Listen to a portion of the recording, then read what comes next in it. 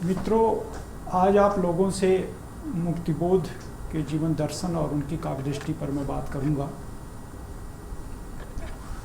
जैसा कि आप जानते हैं कि मुक्तिबोध का जो दौर है वो स्वाधीनता आंदोलन का दौर है। और स्वाधीनता आंदोलन के बाद भी अगर आप देखेंगे तो 1964 तक उनकी काव्य यात्रा या उनका चिंतन या उनका लेखन जारी रहता है। जैसा कि जीवन दर्शन जिसको कहा जाता है या काव्य दृष्टि जिसको कहा जाता है, उसका संबंध निश्चित रूप से किसी सिद्धांत या विचारधारा या जीवन के दर्शन से होता है। और मुक्तिबोध की भी अपनी एक विचारधारा थी, उनकी अपनी एक विचार दृष्टि थी और उसी से उनकी काव्य दृष्टि का निर्माण हुआ था। लेकिन इसके पहले पूर्व पीठिका के रूप में एक बात के ऊपर ध्यान रखना बहुत आवश्यक है कि जो छायावादी जो दौर है, उस दौर में अगर आप देखें तो जो व्यक्तिवाद था, जो आदर्शवाद था, उसमें वो संघर्ष वाली बात नहीं थी। वो एक सामाजिक सोच या सामाजिक सरोकार या सामाजिक समानता को लेकर के इस तरह की कोई बात नहीं थी। ये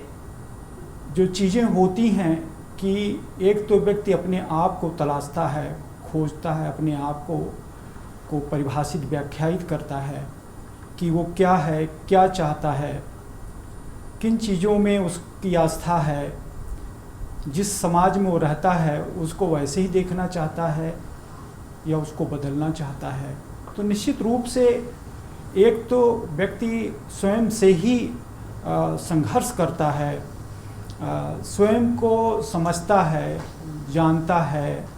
और फिर अपनी बात को आगे बढ़ाता है। पर मैं समझता हूँ कि अपनी वाली बात तो छायावाद तक थी, लेकिन जो दूसरों तक जाती है, जो अन्य तक जाती है, उस बात की शुरुआत 1936 से होती है। और ये 1936 से व्यक्ति सोचना शुरू नहीं करता है, समाज सोचना शुरू करता है। और आप देखेंगे कि लगभग ये 1936 का जो पूरा दौर है एक तरीके से वैचारिकी का दौर है, सैद्धांतिकी का दौर है, एक वैश्विक सामाजिक स्वप्न का पूरा दौर है। और वो चीज़ें जो आदर्शवाद पे केंद्रित थी अब वो यथार्थ पर केंद्रित होने लगती हैं। इसमें एक बात मैं और कहूँगा कि जिसे हिंदी साहित्य में प्रयोगवाद कहा जाता है और जिस प्रयोगवाद में स्वयं मुक्तिबोध ने शिरकत की थी, और प्रयोगवाद के उस वक्तव्य को अगर हम लोग याद करें जिसमें मुक्तिबोध कहते हैं कि क्रमशः मेरा झुकाव मार्क्सवाद की ओर हुआ, अधिक वैज्ञानिक, अधिक मूर्त, अधिक तेजस्वी दृष्टिकोण मुझे प्राप्त हुआ। तो निश्चित रूप से वो मार्क्सवाद की ओर तो गए, लेकिन मुझे ये लगता है कि व्यक्ति का जो अपना जीवन होता है, जो अपना परिवेश होता है, जो अपना समाज होता है और उसमें जो उसका अपना संघर्ष होता है, दूसरों के संघर्षों को जो देखता है और उसे जो महसूस होता है, उसके बाद ही वो इस निर्णय पर पहुंचता है कि हमें किन विचारों में, किस दर्शन में या किस दृष्टि में हमें विश्वास करना चाहिए, या वो चीज़ें, उन चीज़ों के माध्यम से मैं स्वयं को या अपने समाज को कितना बदल सकता हूँ। अगर आप जिस समाज में रहते हैं उसकी बहुत सारी सीमाएं हैं, बहुत सारे कहना चाहिए कि असमानताएं हैं, शोषण है, गरीबी है और भी इस तरह की बहुत सारी समस्याएं हो सकती हैं। तो अगर आप उसको बदलना नहीं चाहते हैं तो निश्चित रूप से आप जिस तरह से रचनारत हैं, जिस तरह से चिंतनरत हैं, जिस तरह से अपने उस आलोचना कर्म में आप काम कर रहे हैं वो करते रहेंगे। नहीं तो ये चीज़ें होती हैं कि जब आप किसी ऐसे चिंतन के करीब जाते हैं, ऐसी विचारधारा के करीब जाते हैं, ऐसे दर्शन के करीब जाते हैं जिनको आप अपने जीवन का दर्शन बना लेते हैं और उससे आप जो विचार प्राप्त करते हैं और जिस वैचारिकी का निर्माण होता है, जिस सैद्धांतिकी का निर्माण होता है, जिस काव्य दृष्टि को आप अर्जित करते हैं, उससे फिर आपकी सृजनात्मकता पूरी तरीके से प्रभावित होती है और उसमें वो चीज़ें अनुसूचित होती हैं। तो मुक्तिबोध के जीवन में जो कहना चाहिए एक तरीके संघर्ष था और जो समाज में संघर्ष था एक तरीके से, उनको वो देखते थे। और अपनी बात तो दूर, लेकिन कहना चाहिए कि व्यक्ति अपने जीवन से बहुत कुछ सीखता है और अपने जीवन में वो समाज के जीवन को, पूरे सामाजिक परिवेश को देखता है, सामाजिक परिवेश और उसके संघर्ष में अपने संघर्ष को देखता है। जैसे उनके जीवन के बारे में है कि मुक्तिबोध ने जैसा जीवन जिया और संघर्षपूर्ण जीवन जिया, वैसा कोई बिरला ही होगा हिंदी में। कि वो एक जगह ये कहते हैं कि रोज़ तड़के ही कोई मौत का पठान मांगता है, जिंदगी जीने का ब्याज चुकेरे में मांस। अब ये जो संघर्ष है ज़िंदगी जीने का, आप देखिए कि तिल तिल करके जो संघर्ष करते हैं, तो उनको इस चीज़ का एहसास है कि ये जो ज़िंदगी है, ये जो समाज है जिसमें व्यक्ति अपने छोटी मोटी आवश्यकताओं के लिए संघर्ष करता है, वास्तव में वैसा रहना चाहिए या उसको बदलना चाहिए। कि चीज़ें जिस रूप में हैं या जिस रूप में थी या जिस रूप में होनी चाहिए, अगर आप जिस रूप में होनी चाहिए में विश्वास करते हैं तो निश्चित रूप से आप उसको बदलना चाहेंगे। उस बदलाव में आप पूरे विश्व के बदलाव को आप देखेंगे। और इसके लिए निश्चित रूप से एक लेखक जो होता है, एक कवि जो होता है, एक चिंतक जो होता है, वो चेतस होता है, वो जागरूक होता है, वो आत्मचेतस होता है, वो विश्व चेतस होता है। और इन्हीं के माध्यम से चीज़ों का जो विश्लेषण होता है, इसके माध्यम से जो उसका अपना संवेदन है, उसकी जो अनुभूतियाँ हैं और मिल करके जिस सृजनात्मकता का निर्माण करती हैं, वो चीज़ें हमारे सामाजिक स्वप्न की होती हैं, हमारे सिद्धांतों की होती हैं, हमारे आदर्शों की होती हैं, और हम अपनी सैद्धांतिकी के द्वारा भी अपने आदर्शों को रचते हैं। इस नाते अगर आप देखेंगे कि मुक्तिबोध जब ये कहते हैं कि क्रमशः मेरा झुकाव मार्क्सवाद की ओर हुआ, तो इसका मतलब ये हुआ कि वो एक वैज्ञानिक चिंतन है, एक ऐसा चिंतन जो बराबर अपनी आलोचनात्मकता में विश्वास करता है और उसके माध्यम से वो ऐसी मानवता की कल्पना करता है कि जो समानता पर आधारित हो, जो शोषण विहीन हो, जिसमें कोई भेदभाव ना हो। वो एक ऐसी विश्व दृष्टि है। तो इसी नाते वो अपने साहित्य को भी जब वो परिभाषित करते हैं तो अपनी कविता को परिभाषित करते हैं और कहते हैं कि कविता वैविध्यमय जीवन के प्रति आत्मचेतस व्यक्ति की प्रतिक्रिया है। तो आप देखिए कि वो किस तरह से साहित्य को, किस तरह से जीवन को, किस तरह से समाज को वो परिभाषित करते हैं। उसमें एक ऐसी चेतना है, एक ऐसी विश्व चेतना है जो कि बहुत ही कहना चाहिए कि वो चेतस है वो, और उसमें मानवता की चिंता है। और इसी नाते आप देखेंगे कि जैसे कि उनकी एक कविता है चकमक की चिंगारियाँ, और उसमें वो फरमाते हैं कि मैं अपनी अधूरी दीर्घ कविता में सभी प्रश्नोत्तरी की तुंग प्रतिमाएं गिराकर तोड़ देता हूँ हथौड़े से, कि वे सब प्रश्न कृत्रिम और उत्तर और भी छलमय, समस्या एक मेरे सभ्य नगरों और ग्रामों में सभी मानो सुखी सुंदर और शोषण मुक्त कब होंगे। ये जो चिंता है आप देखेंगे एक बड़ी चिंता है, एक सुंदर चिंता है कि जिसमें वो समस्याओं को देखते हैं कि हमारे समाज में क्या समस्याएं हैं। अगर समाज में जो समस्याएं होंगी, हमारे जीवन में वही समस्याएं होंगी, पूरी दुनिया में भी उसी तरह की समस्याएं होंगी। और दुनिया जिस भी तरह से है वो अपनी यथास्थितिवाद में है। यथास्थितिवाद का मतलब यह है कि उसमें सारी जो भेदभाव की चीज़ें हैं वो उसमें विद्यमान रहती हैं। तो जो भी है उससे मुक्तिबोध को एक बेहतर समाज चाहिए, एक बेहतर दुनिया चाहिए। इस नाते मार्क्सवाद से जो उनको अपने जीवन का दर्शन मिला था, उससे जिस काव्य दृष्टि का निर्माण हुआ था, उसमें वो ये कहते हुए पाए जाते हैं कि जैसे एक कविता है कि मैं तुम लोगों से दूर हूँ, फिर भी मैं अपनी सार्थकता से खिन्न हूँ, निज से अप्रसन्न हूँ, इसलिए कि जो है उससे बेहतर चाहिए, पूरी दुनिया को साफ करने के लिए एक मेहतर चाहिए। ये जो पूरी दुनिया की साफ सफाई का मामला है, ये सार्थकता पर और अपनी कहना चाहिए कि एक तरीके से जो आप उपलब्धियां प्राप्त करते हैं उस पर जो खुश हो लेते हैं, मुक्तिबोध कहते हैं कि उस पर मैं खिन्न हूँ, अप्रसन्न हूँ। वो वास्तविक हमारी खुशियाँ, वो वास्तविक हमारी प्रसन्नताएं हैं ही नहीं हैं। जब अगर आप दुनिया के तमाम हिस्से को अगर आप गरीबी में देखते हैं, शोषण में देखते हैं, भेदभाव पर आधारित जिंदगी जीते हुए उनको देखते हैं, तो फिर आप कैसे खुश रह सकते हैं, कैसे आप प्रसन्न रह सकते हैं? और इसके लिए क्या है कि दुनिया अगर सुंदर दिखे तो उसके लिए एक मेहतर की ज़रूरत, सफाई करने वाले की ज़रूरत है। और वो कौन से लोग करते हैं? वो जो विचारधारा वाले लोग होते हैं, जो वैचारिक लोग होते हैं, जिनका अपना कोई जीवन दर्शन होता है।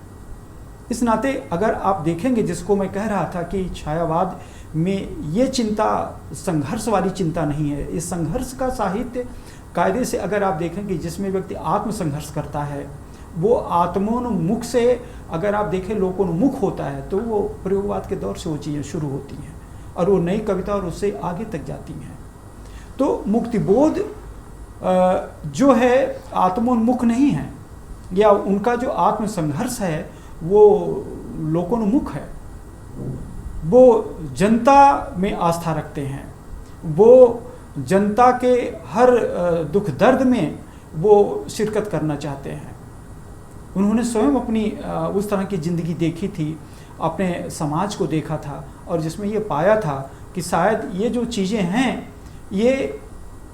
हमारी अपनी नहीं है, किसी और की दी हुई हैं, जिसे हम अगर कहना चाहें तो कहेंगे कि वो पूंजीवादी दुनिया की थी, या वो शक्तियाँ, वो सत्ताएं जो हमारे ऊपर शासन करती हैं, हमें उसके गिरफ्त में रखती हैं, हमें उसके कैद में रखती हैं। इस नाते वो जो उनकी वैज्ञानिक और आलोचनात्मक दृष्टि है, जिससे उनकी अपनी काव्य दृष्टि का निर्माण हुआ है, अगर आप देखेंगे तो वो निरंतर लगातार वो उससे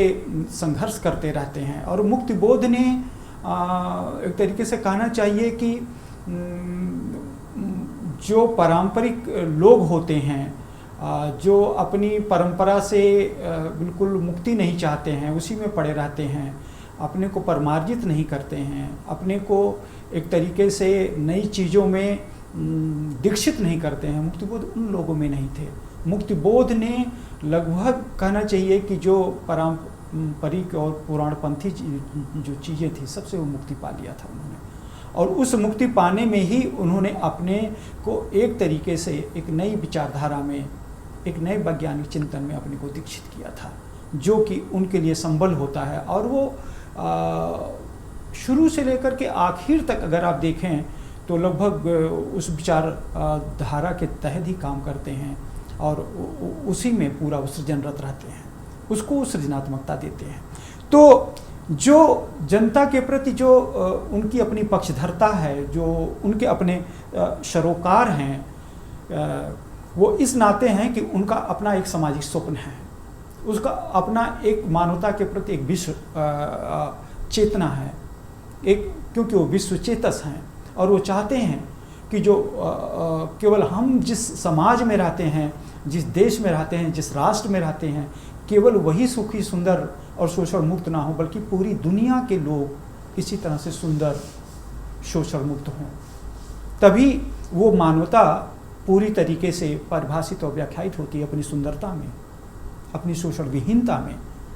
नहीं तो फिर वो बातें जिस तरह का जीवन दर्शन होता है, आप देखें कि हर व्यक्ति का अपना जीवन दर्शन होता है, उसकी अपनी दृष्टि होती है, लेकिन जो समाज के लिए नहीं होती, जो देश के लिए नहीं होती, जो मानवता के लिए नहीं होती है, जो अकेले के लिए होती है, वो दृष्टि नहीं होती है। वो सृजनात्मकता, वो चिंतन, वो लेखन, वो आलोचना जो अपने समाज को आगे ले जाए, आपका वो जीवन दर्शन जिससे दूसरे लोग जुड़ करके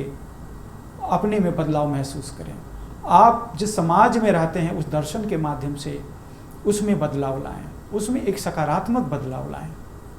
और इस बदलाव के लिए लगातार मुक्तिबोध अपनी कविता में संघर्ष करते हुए दिखाई देते हैं। मैंने आपसे कहा कि पूरी कविता को अगर आप देखें तो उसमें उनका अपना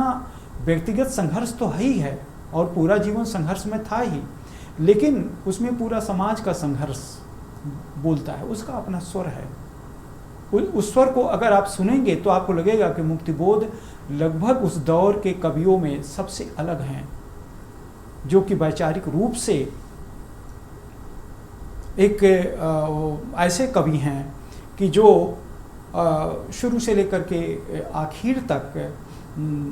एक ऐसी मानवता के लिए संघर्ष करते हैं कि जो उनके अपने सपनों का हो। ये कहने के लिए है कि चीज़ें एक आदर्शीकृत हैं, एक यूटोपियाई हैं, लेकिन बिना आदर्शीकृत किए हुए चीज़ें आगे बढ़ती नहीं हैं। हमारे स्वप्न आगे बढ़ते नहीं हैं, उनको स्वर देना होता है तो उनके लिए संघर्ष आवश्यक है। इस नाते उनके अपने जो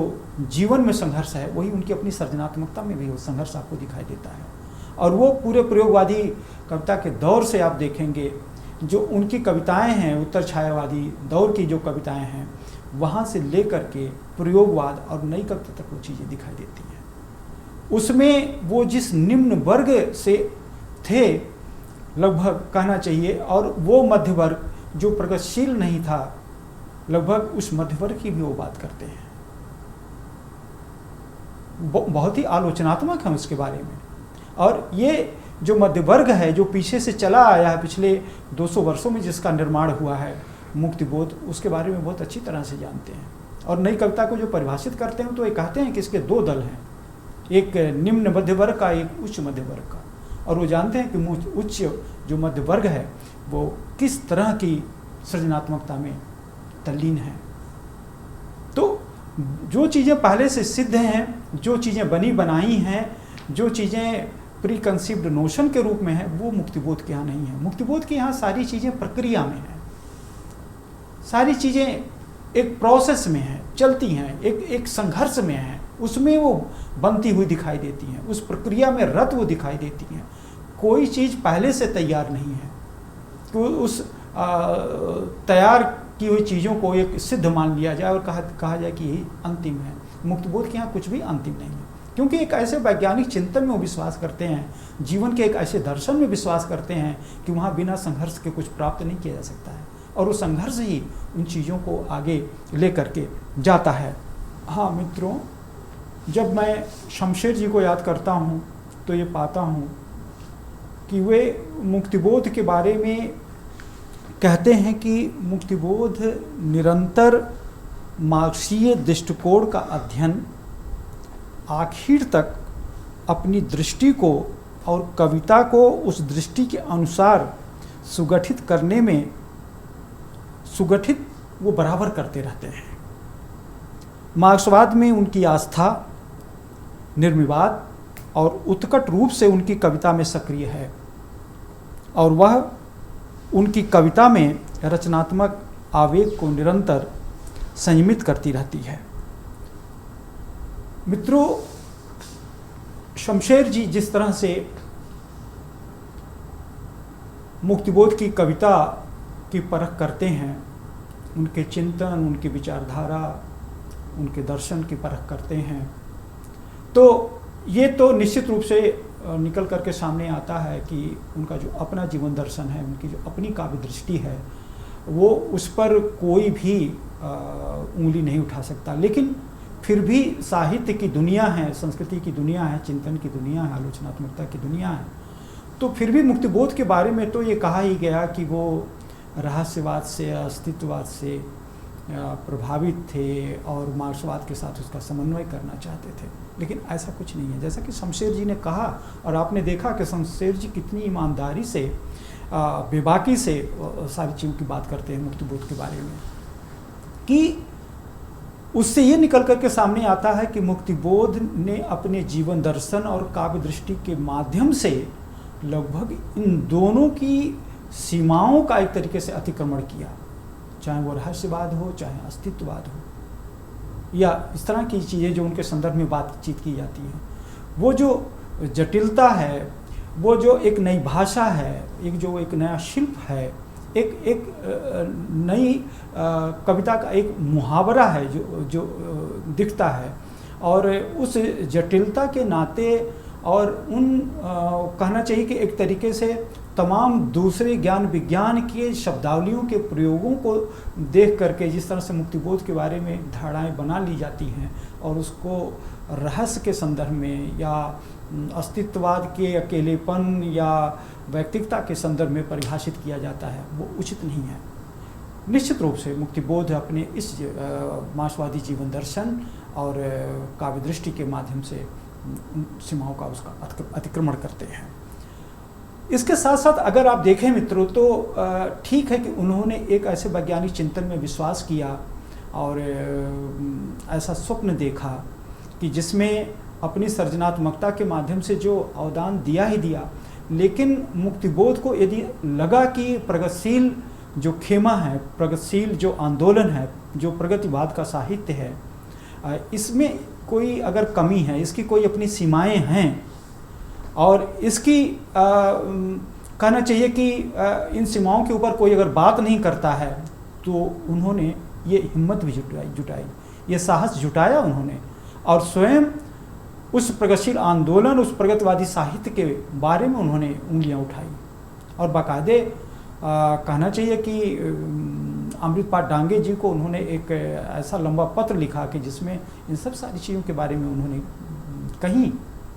तो ये मुक्तिबोध थे, वो जिस चीज़ को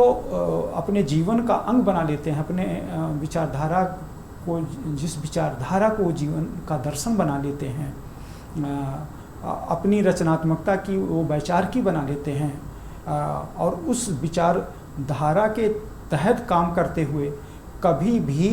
अगर उसकी अपनी कोई ऐसी बात है कि अगर वो समग्रता में बात नहीं करती है, वो तमाम चीज़ों को उपेक्षित करती है, तो वो लोग उसके बारे में भी बात करते हैं। कि जैसे मुक्तिबोध कहते हैं एक जगह कि अपनी विचारधारा, भावधारा, अपनी भाव दृष्टि में जो कमजोरियाँ, जो खाइयाँ और जो कटीले अहाते हैं, उन्हें भरसक मैं कम करते रहने की कोशिश करता रहूँगा। लेकिन जब भी बात आई तो उन्होंने स्वयं प्रगतिशील होते हुए उन्होंने प्रगतिशील आंदोलन या प्रगतिवादी साहित्य की कमियों, कमजोरियों के बारे में बात की, उसके ऊपर उंगली उठाया, बहुत स्वस्थ डिस्कशन किया, लेकिन उसको छोड़ नहीं दिया, उसको आजीवन अपना करके उन्होंने रखा। क्यों? क्योंकि वो विचारधारा, वो जीवन दर्शन एक सामाजिक स्वप्न है। वो हम अपने जीवन को ही नहीं बल्कि पूरे सामाजिकता को बदलने का एक कारगर हथियार है और बिना उसके बदले सारी चीज़ें ठीक होने वाली नहीं है। इस नाते मुक्तिबोध उसके लिए स्वयं कीमत अदा करके भी कहना चाहिए कि उस विचारधारा को अपनाए रहते हैं। इसलिए वो मूल्य और मान्यताओं वाले कवि हैं, वो जीवन दर्शन और एक विशिष्ट काव्य दृष्टि वाले कवि हैं। वो ये अगर आप देखेंगे कि उनकी जो अपनी कविता है और कविता के तमाम आप देखेंगे वैचारिक रूप से, और अंतिम कविता जो कविताएं हैं चंबल की घाटी और जिस अंधेरे की बात की जाती है, अंधेरे में कविता को अगर आप देखें जिसमें सारी चीज़ें आकर के समाहित हो जाती हैं, तो एक जो समावेशी पूरी कहना चाहिए कि सृजनात्मकता है उनकी अपनी, कि सभी चीज़ों, सभी जो मनुष्य है उसको समग्रता में देखने का, जो संस्कृति है उसको पूरी समग्रता में देखने का जो उनका अपना दर्शन है, अपना जो मार्क्सवादी दर्शन है, वो चीज़ें उनके अपने साहित्य में दिखाई देती हैं और वो बहुत दूर तक हिंदी आलोचना में वो चीज़ें दिखती हैं मुक्तिबोध की, उसका प्रभाव भी वो दिखता है। तो जो बातें मैं आपसे छायावाद से लेकर के और प्रयोगवाद और नई कविता के दौर की कि व्यक्तिवाद से कैसे वो चीज़ें शुरू होती हैं, एक आदर्शवाद से किस तरह चीज़ें शुरू होती हैं और यथार्थवाद तक वो जाती हैं, तो मुक्तिबोध निश्चित रूप से एक यथार्थवादी जो है कवि हैं, एक वस्तुन्मुखी कवि हैं कि जो वस्तु परकता में विश्वास करता है, जो वस्तुवाद में विश्वास करता है, जो उस तरह के कलावादी दर्शन, उस तरह के एक राजनीतिक दर्शन जिसको हम कहते हैं कि वो भाववादी दर्शन है, उसमें वो विश्वास नहीं करते हैं। वो एक वस्तुवादी चिंतन में, वो मार्क्सवादी चिंतन में विश्वास करते हैं। इस नाते उन्होंने उस अपने जीवन दर्शन को निर्मित किया था, अपनी काव्य दृष्टि को निर्मित किया था, उससे अपनी सृजनात्मकता को पुख्ता किया था और हमें भी एक बहुत बड़ा मैसेज उन्होंने दिया था। और एक कविता में वो कहते भी हैं, और मुझे लगता है कि ये कविता केवल हिंदी को ही नहीं बल्कि विश्व मानवता को संबोधित है, जिसमें वो कहते हैं कि याद रखो कभी अकेले में मुक्ति ना मिलती, यदि वह है तो सबके साथ है। तो मित्रों, मुक्तिबोध का अपना जो जीवन दर्शन है, जो काव्य दृष्टि है, उसमें आपने देखा कि किस तरह से वो जनमानस के प्रति, अपनी जनता के प्रति प्रतिबद्ध हैं। और ये प्रतिबद्धता एक सरोकारी प्रतिबद्धता है कि जिसमें अन्याय के प्रति प्रतिकार है, मानव सभ्यता को सुखी, सुंदर और शोषण मुक्त देखने का स्वप्न है, जिसमें कि कोई भी स्वार्थ या शोषण या भ्रष्ट आचरण के लिए जगह नहीं है, समझौता परस्ती के लिए कोई जगह नहीं है। भारतीय जो मानस है, जो जनता है, उसके प्रति उनकी आस्था है, उसमें उनका विश्वास है और वो संघर्षों के माध्यम से, एक वैचारिक संघर्षों के माध्यम से, अपने वैचारिक संघर्षों के माध्यम से उनको वो चेतस करना चाहते हैं, उनको आत्मचेतस ही नहीं विश्व चेतस करना चाहते हैं, ताकि हम अपने इस अन्याय या अपनी जो गरीबी है, अपना जो शोषण है, इसके खिलाफ हम लोग लड़ सकें और भविष्य में एक ऐसा समाज बना सकें जो उनकी कविता के तमाम उदाहरणों के माध्यम से मैंने आपको सुनाया कि वो उनका असली अपना स्वप्न है, वो उनका यथार्थवादी स्वप्न है, जो कि हर एक कहना चाहिए कि मार्क्सवादी जो कवि है या जो लेखक है या जो कहना चाहिए कि विचारक है, वो देखना चाहता है, वो उन चीज़ों को आगे बढ़ाना चाहता है।